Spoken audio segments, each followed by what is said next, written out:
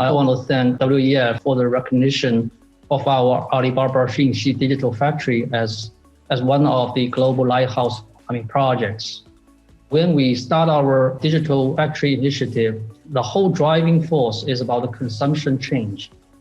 Pandemic actually changed the whole world, and also we believe that this will fundamentally change the way how people live. So today, what we see that people start to shop online and they buy more categories and buy more daily necessities.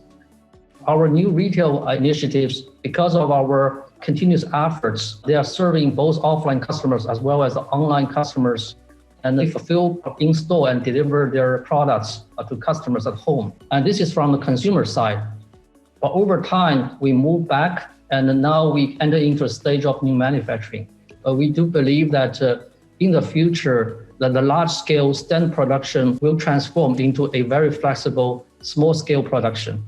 But when we look at the existing supply in the apparel industry, actually it's all about the large scale. It's a very standard products and on a seasonal basis.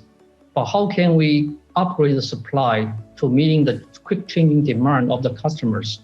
And most importantly, how can we share the insights of the customer behaviors on the digital platform and create new products fitting to the customer needs? So that's the starting point of our new project. And the sellers on our platform, basically they are the customers of this factory, and we will help them to manufacture their product in small scale and even help them to test the sample products on the platform to know whether it's really popular to the customers. And we are very happy to see the early result of our efforts. For example, because of the quick delivery time with small scale, which will help our customer to reduce their inventory level and to improve their turnover. And in terms of water consumption, we even see the water consumption drop by 50% in the whole production process.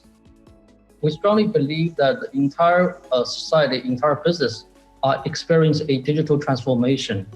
And when we look at the transformation, it's an end-to-end transformation.